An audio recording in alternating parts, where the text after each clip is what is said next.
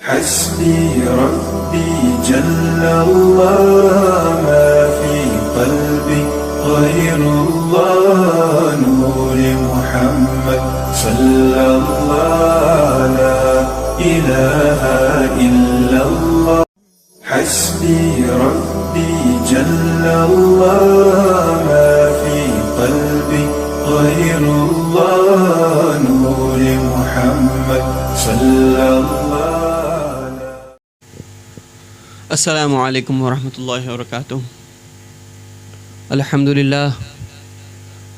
للہ نحمده ونستعینه ونستغفره ونؤمن به ونتوکل علیہ ونعوذ باللہ من شرور انفسنا ومن سیئات اعمالنا من يهده الله فلا مضل له ومن يضلله فلا هادي له ونشهد ان لا اله الا الله وحده لا شريك له ونشهد أن سيدنا وشفيعنا وحبيبنا ونبينا ومولانا محمدا عبده ورسوله.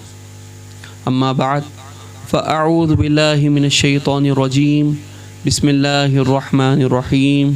إن الله وملائكته يصلون على النبي يا أيها الذين آمنوا صلوا عليه وسلموا تسليما. اللهم صل وسلم وبارك على سيدنا ومولانا محمد صلى الله عليه وسلم. قال تبارك وتعالى في القرآن المجيد: أعوذ بالله من الشيطان الرجيم. بسم الله الرحمن الرحيم.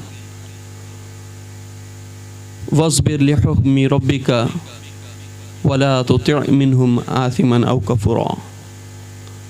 صدق الله العظيم وصدق رسوله النبي الأمين الكريم ونحن على ذلك لمن الشاهدين والشاكرين. آمین والحمد للہ رب العالمین. جو موضوع دیا گیا ہے وہ سانحہ کربلا کا پس منظر. اس واقعے کے پس منظر جاننے سے پہلے ہمیں کچھ چیزیں جاننا ضروری ہے. جیسا کہ خاندان قریش کیا تھا. خاندان قریش وہ عظیم خاندان تھا جس کے ہاتھ میں کعبۃ اللہ کی بگدوڑ، کعبۃ اللہ کی تولیت اور اس کی کنجیاں اسی خاندان میں چلتی آ رہی. حضور ختمی مرتبت صلی اللہ علیہ وسلم کے جد امجد حضرت عبد مناف کے ہاں دو لڑکے پیدا ہوتے ہیں جو کہ کنجائنٹ ٹوئنس کہلاتے ہیں. کنجائنٹ ٹوئنس ہوتے ہیں یعنی دو ایسے جڑوا بچے جن کے جسم آپس میں ملے ہوئے تھے. حضور اکرم صلی اللہ علیہ وسلم کے جد امجد عبد مناف نے لوگوں سے مشورہ لیا کہ ان بچوں کو کیسا سیو کیا جائے، کیسا ان کی زندگی واقع ہوگی. تو لوگوں کے مشورے پر ان دونوں کو تلوار کی دھار سے الگ کیا گیا. لوگوں نے یہ کہا کہ اگر آپ تلوار کی دھار سے ان دونوں لڑکوں کو الگ کر دیں گے تو شاید ایک بچ جائے اور ایک زندہ رہ جائے. مگر اللہ تبارک و تعالیٰ کی قدرت یہ تھی کہ باوجود دونوں کو تلوار کی دھار سے الگ کرنے کے دونوں زندہ رہتے ہیں. ایک کا نام ہاشم ہوتا ہے اور ایک کا نام امیہ. جو ہاشم تھے وہ حضور اکرم صلی اللہ علیہ وسلم کے پردادا تھے، حضرت عبد المطلب کے والد گرامی، انہی کا نام ہاشم تھا. اور چونکہ حضرت ہاشم کے پاس نور محمدی تھا تو لوگ ان سے اٹریکٹ زیادہ ہوا کرتے تھے. اور امیہ کو اس بات کی خلش رہتی تھی کہ ہر کوئی ہاشم سے محبت کرتا ہے، ہر کوئی ہاشم سے محبت کرتا ہے، ہاشم کو محبت کی نظر سے دیکھتا ہے.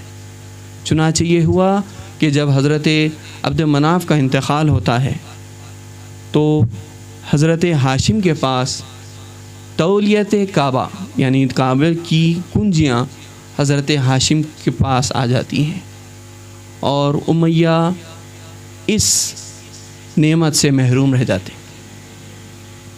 اور بعد میں ایسا ہوا کہ امیہ کو مکے سے نکال دیا گیا، اور امیہ زندگی تمام ہاشم اور ان کی اولاد یعنی بنو ہاشم سے کدورت، بغض اور حسد رکھتے تھے.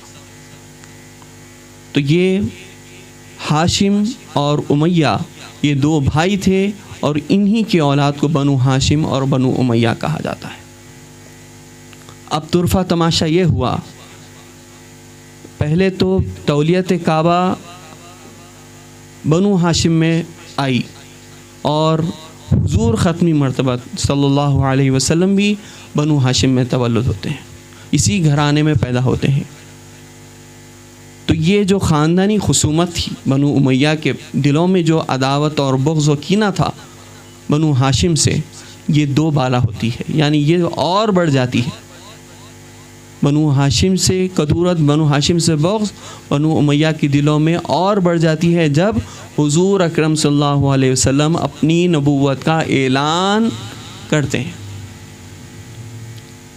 جب حضور نے اعلان کیا تو آپ کو ان بنو امیہ کے سرداروں نے بے حد ستایا، آپ کو تکلیفیں پہنچائی، یہاں تک کہ آپ مجبور ہو گئے کہ آپ مکے سے مدینہ ہجرت کر کے تشریف لے گئے. اور جب مدینہ منورہ میں آپ ہجرت کر کے تشریف لے جاتے ہیں، پھر آپ سے ان کفاران قریش نے جنگ کی، وہ تھی جنگ بدر. اور اس جنگ بدر کے سپہ سالار حضرت امیر حمزہ رضی اللہ تعالی عنہ تھے. آپ نے ان کفاران قریش اور بنو امیہ کے سرداروں کو اس طرح واصل جہنم کیا کہ تاریخ اس بات کی گواہ ہے کہ اتنی دردناک موت شاید ہی کسی کو آئی ہو. پھر جنگ بدر اسلام جیت جانے کے بعد، یعنی اسلام کو جنگ بدر میں فتح حاصل ہونے کے بعد جنگ احد کا واقعہ پیش آتا ہے. جنگ احد میں بھی حضرت امیر حمزہ سپہ سالار مقرر ہوتے ہیں، مگر اللہ کو جو منظور تھا اور حضرت امیر حمزہ شہید ہو جاتے ہیں. اور جب حضرت امیر حمزہ شہید ہوتے ہیں تو آپ کے جسم کو کاٹا جاتا ہے اور آپ کے جگر کو کچا چبا دیا جاتا ہے. یہ وہی بنو امیہ کے لوگوں نے کیا تھا، اور یہ کہہ کر چبایا گیا کہ یہ جنگ بدر کا بدلہ ہے. پھر جیسا جیسا دور گزرتے گیا، یہ کفاران قریش حضور اکرم صلی اللہ علیہ وسلم سے جنگیں لڑتے رہے، یہاں تک کہ فتح مکہ کا دور آ گیا. سارا ملک عرب حضور اکرم صلی اللہ علیہ وسلم کے تحت آ گیا تھا، بس ایک مکہ مکرمہ بچا ہوا تھا، وہ بھی کانکویسٹ کرنے والے تھے حضور اکرم صلی اللہ علیہ وسلم. جب آپ فتح مکہ کے لیے مکہ مکرمہ میں داخل ہوتے ہیں تو ساروں نے ہتھیار نیچے ڈال دیے اور حضور اکرم صلی اللہ علیہ وسلم کے ہاتھوں پر اسلام لے آئے.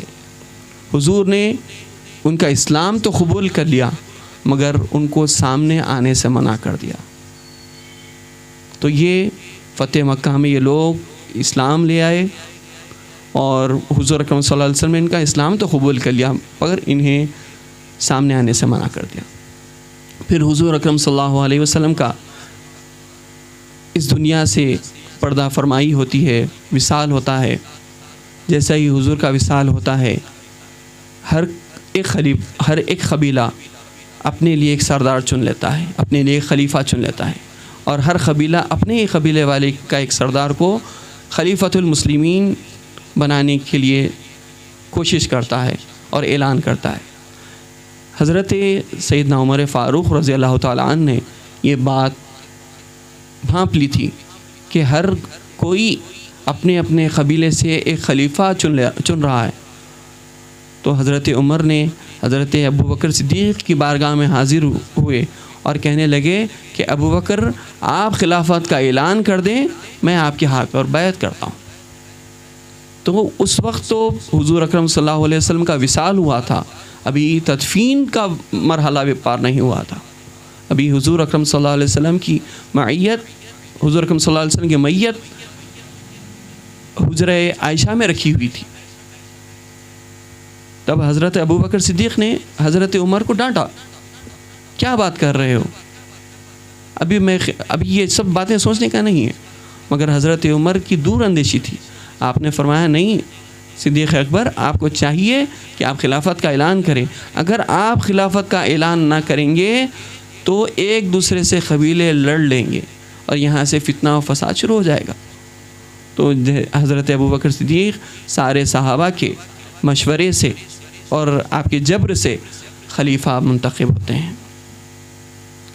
پھر حضرت ابوبکر صدیق نے ایک شورا قائم کی، ایک شورا کا ایک ڈپارٹمنٹ قائم کیا کہ آئندہ کے لیے جو بھی خلیفہ بنے گا، جو بھی امیر المومنین بنے گا، اس کو وہ شورا ڈیسائیڈ کرے گی کہ کسے منتخب کرنا ہے اور کسے نہ کرنا ہے۔ بہرحال جب حضرت صدیق اکبر کا وصال کا وقت قریب آیا، لوگوں نے آپ سے پوچھا کہ یا امیر المومنین، ہم کسے اپنا خلیفہ بنائیں، آپ کسی کو ہم پر خلیفہ مقرر کر دیں۔ تو صدیق اکبر نے کہا اگر تم بنا سکتے ہو تو عمر کو بنا سکتے ہو، مگر یہ بات شورا ڈیسائیڈ کرے گی، یہ بات شورا ہی ڈیسائیڈ کرے گی کہ عمر بنے یا نہ بنے۔ پھر سیدنا صدیق اکبر نے کا وصال ہوتا ہے اور حضرت عمر کو شورا ڈیسائیڈ کر کے اپنا خلیفہ امیر المومنین بناتی ہے، اور حضرت عمر نے جیسے ہی خلافت کی بغدوڑ سنبھالی، سارے عالم میں اسلام کا بول بالا ہونے لگا۔ مورخین کہتے ہیں کہ 20,000 میل تک حضرت عمر کی خلافت تھی۔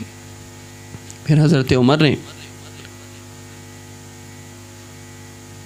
جب اسلام پھیلنے لگا تب بھی ان کی شورا کی ڈپارٹمنٹ تھا کہ وہ اس کے مشورے سے ہی ہر کام کیا کرتے تھے۔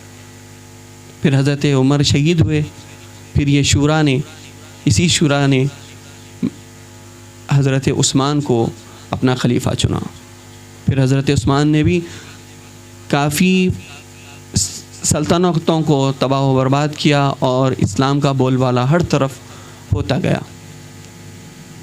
پھر حضرت عثمان کے دور میں ایک یہودی عبداللہ ابن سبا، اس نے آ کر مسلمانوں میں تفرقہ ڈالنے لگا۔ بظاہر وہ تو مسلمان ہو گیا تھا، مگر وہ اصل میں یہودی تھا اور منافق تھا۔ اس نے مسلمانوں کے درمیان تفرقہ یہ ڈالا کہ بظاہر وہ حضرت مولا کائنات علی شیر خدا کے حق میں باتیں کرتا تھا، اور یہ کہتا تھا کہ علی خدا ہے، اور یہ کہتا تھا کہ عثمان بنو امیہ کے لوگوں، چونکہ حضرت عثمان بنو امیہ خاندان قبیلے سے تھے، تو عثمان بنو امیہ کے لوگوں کو فری ہینڈ دے رہے ہیں، وہ بنو امیہ کے لوگوں کو مہلت دے رہے ہیں، اور وہ لوگ کو جیسا کہ حضرت عمر ہر 5 سال میں اپنا گورنر چینج کرتے تھے، مگر حضرت عثمان نہیں کیے۔ حضرت عثمان کی مزاج میں نرمی ہونے کی وجہ سے کچھ لوگ غلط فائدہ اٹھائے حضرت عثمان کی حکومت کا۔ بہرحال حضرت عثمان کا گھیراؤ ہوتا ہے، سبائی فتنہ ہوتا ہے، جیسا کہ آپ سب کو پتہ ہے کہ سبائی فتنہ حضرت عثمان کا گھیراؤ کرتے ہیں حضرت عثمان کے گھر کا، اور حضرت عثمان کو شہید کر دیتے ہیں۔ جب حضرت عثمان کی شہادت واقع ہوتی ہے تو سارے صحابہ حضرت مولا کائنات کی بارگاہ میں آتے ہیں اور یہ کہتے ہیں کہ خلیفہ آپ بن جائیں۔ مولا کائنات نے پہلے تو خلافت کا انکار کیا کہ میں خلیفہ نہیں بنوں گا، مجھے اپنے حال پر چھوڑ دیں، مگر حضرت زبیر، حضرت طلحہ کی فورس پر، ان کے جبر پر آپ نے خلافت کو قبول کر لیا اور آپ خلیفہ مومنین بن گئے، خلیفۃ المسلمین بن گئے، امیر المومنین ہو گئے۔ پھر وہ جو سبائی فتنہ تھا، اس نے امیر معاویہ کو اس فتنے میں ڈال دیا کہ وہ قاتلان عثمان کا بدلہ لینے کے لیے حضرت علی کے خلاف خروج کر بیٹھے. آپ نے بغاوت کی، مگر چونکہ صحابی ہیں ہم کف لسان کرتے ہیں کیونکہ وہ خطا تھی اور وہ خطا پر تھے. حضرت مولا کائنات کے خلاف آپ نے خروج کیا، بغاوت کی، اور آپ سے 3 جنگیں لڑی، جنگ جمل، جنگ صفین اور جنگ نہروان. پھر جب حضرت مولا کائنات کی شہادت ہوتی ہے اور مولا کائنات جب خلیفہ بنتے ہیں تو امیر معاویہ اپنی حکومت شام میں ڈال دیتے ہیں، اس کی بنا شام میں حکومت ڈال دیتے ہیں. حضرت امیر معاویہ نے مولا علی سے جتنی جنگیں لڑیں، اس کے بعد امام حسن کو یہ خیال ہوا، جب خلافت کا وقت 30 سال گزر چکا تھا اور حضرت امام حسن کو یہ خیال ہوا کہ مزید لڑائیوں سے مسلمان ہی کو نقصان ہوگا، کیوں نہ یہ کیا جائے کہ 2 حکومتیں ہونے کی بدلے ایک ہی حکومت ہو جائے. خلافت راشدہ کا وقت تو ختم ہو چکا تھا، اب یہاں سے امارت شروع ہو گئی تھی. چنانچہ امیر معاویہ نے بھی یہ کہا کرتے تھے، امیر معاویہ یہ کہا کرتے تھے کہ میں اسلام کا پہلا بادشاہ ہوں. تو بادشاہت امیر معاویہ سے شروع ہوئی. امیر معاویہ کا جب وصال کا وقت آیا، انتقال کا وقت آیا، آپ نے یزید کو اپنا ولی عہد مقرر کیا اور یزید کے ہاتھوں پر اہل شام سے بیعتیں لینے شروع کر دی. جب آپ کا انتقال ہوتا ہے، یزید تخت پر بیٹھتا ہے اور یزید کو یہ پتہ ہوتا ہے کہ بعض لوگ ایسے ہیں اہل عرب میں، اہل مدینہ میں، کہ وہ آپ اس کی بیعت نہیں لیں گے. تو اس نے مدینہ کے گورنر ولید بن شعبہ سے ولید بن عتبہ سے کہلوانے لگا کہ عبداللہ ابن عمر، عبداللہ ابن زبیر اور عبداللہ ابن علی یعنی امام حسین، ان سے بیعت لے لی جائے. اگر یہ لوگ بیعت سے انکار کرتے ہیں تو ان پر ظلم کیا جائے، ان پر جبر کیا جائے، ان کو جبر کیا جائے. بہرحال حضرت امام حسین نے ولید بن عتبہ کے جبر پر مدینہ منورہ چھوڑا اور مکہ مکرمہ روانہ ہوئے. وہاں پر کوفیوں کے خط آنے لگے امام حسین کو کہ آپ ادھر آئیے، ہم یزید کی بیعت نہیں کرنا چاہتے ہیں. پھر امام حسین کوفے کی طرف رواں دواں ہوتے. اس سے قبل کہ آپ کوفے کی طرف جائیں، آپ نے اپنے بھائی مسلم بن عقیل کو، حضرت مسلم بن عقیل کو بھیجا اور یہ دیکھنے کے لیے بھیجا کہ کوفی واقعے میں صحیح کر رہے ہیں یا وہ بہانہ بازی کر رہے ہیں. تو حضرت مسلم بن عقیل وہاں جاتے ہیں، کوفیوں سے ملاقات کرتے ہیں. کوفی یہ اطمینان دلاتے ہیں کہ ہم امام حسین کے ہاتھ اور بیعت کرنے کے لیے تیار ہیں. مگر کوفی لا یوفی مشہور ہے کہ کوفے والے کبھی وفا نہیں کرتے. آپ نے کوفے والوں نے حضرت مسلم بن عقیل کو شہید کر دیا اور حضرت مسلم بن عقیل جب شہید ہونے سے پہلے امام حسین کو خط لکھتے ہیں کہ یہاں پر حالات بہت خوشگوار ہیں، آپ ادھر تشریف لے آئیے. تو جب امام حسین مکہ مکرمہ سے کوفے کی جب جانب بڑھتے ہیں، آپ کو راستے میں کوفے کے قریب میں آپ کو یہ اطلاع موصول ہوتی ہے کہ مسلم بن عقیل شہید ہو گئے ہیں. پھر آپ نے کربلا میں اپنے خیمے لگائے اور یزیدی فوج ابن زیاد کی سرپرستی میں میدان کربلا کو پہنچتی ہے اور واقع کربلا واقع ہوتا ہے. اور اسی اثنا میں امام حسین اور آپ کے اہل خانہ اور 72 نفوس خود شہید ہوتے ہیں. پھر جب امام حسین کا سر مبارک یزید کی دارالحکومت دمشق کے دربار میں لے جایا جاتا ہے اور جب سامنے حضرت امام حسین کا سر مبارک رکھ دیا جاتا ہے تو یزید اپنی چھڑی سے لب حسین کو مارتا ہے. یہ وہی لب تھے جس کو حضور اکرم صلی اللہ علیہ وسلم چونوا کرتے تھے. یزید نے امام حسین کے لب مبارک کو اپنی چھڑی سے مارتا ہے اور کہتا ہے کہ میں آج خوش ہوں کیونکہ بدر کا بدلہ آج لیا گیا ہے. تو پتہ چلا کہ کہ یزید کے دل میں حضور اکرم صلی اللہ علیہ وسلم کی عظمت نہیں تھی. یزید کے دل میں کسی صحابی کی عظمت نہیں تھی، اسلام کی عظمت نہیں تھی، دین خدا کی عظمت نہیں تھی. وہ تو چاہتا تھا کہ جو بدر اور احد میں اسلام کی زد میں جو اس کے بڑے مارے گئے تھے اس کا بدلہ لیا جائے. جس آیت کی میں نے تلاوت کی اس میں رب تبارک و تعالیٰ فرماتا ہے کہ وَلَا تُطِعْ مِنْهُمْ آثِمًا أَوْ كَفُورًا، کہ اس کی اطاعت نہ کرو جو گنہگار ہے اور جو کافر ہے. تو کافر بادشاہ اور گنہگار بادشاہ یہ دو کی اطاعت ہرگز نہیں کرنی چاہیے. یہ اللہ تبارک و تعالیٰ کا حکم ہے. اور سبھی کو پتہ ہے کہ یزید کا کردار کیسا تھا. یزید وہ آدمی تھا جس نے شراب نوشی کو حلال کر دی تھی. یزید وہ آدمی تھا جس نے حرام رشتوں کو حلال کر دیا تھا. جن سے قرآن مجید میں جن رشتوں کے ساتھ نکاح ناجائز تھا ان رشتوں کے ساتھ نکاح کو جائز قرار دیا تھا. یزید کا وہ کردار تھا. یہی وجہ تھی وَلَا تُطِعْ مِنْهُمْ عَاصِمًا أَوْ كَفُورًا. یہی وجہ تھی امام حسین نے یزید کے ہاتھ پر بیعت نہ کی اور کربلا واقع ہوا. یہی اس واقعے اس سانحے کا پس منظر ہے. وآخر دعوانا ان الحمد للہ رب العالمین. السلام علیکم.